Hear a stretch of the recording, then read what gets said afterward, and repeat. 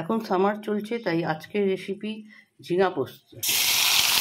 কড়াইয়ে নিয়েছি কালো জিরে, কাঁচা লঙ্কা আর সর্ষে তেল দেবো, এবং তারপর ঝিঙাটা দিলাম, এবং এর মধ্যে এখন আমি দেবো লবণ, হলুদ আর চিনি।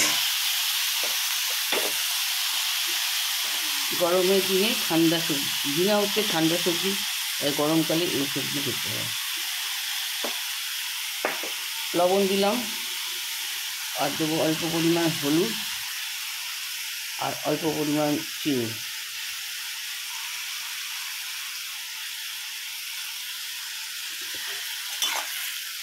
অল্প করেই, এটা ঝিঙা হচ্ছে নরম জাতীয় জিনিস, অল্পই হয়ে যাবে। এরপর আমি এর মধ্যে পোস্ত দিয়ে দেবো। এই হচ্ছে পোস্ত বাটা, এবং নামাবার সময় একটু কাঁচা সর্ষের তেল দেবো। এইভাবে আজকে আমার ঝিঙা পোস্ত রেসিপি। সামারের জন্য এই রেসিপিটা রেডি করব।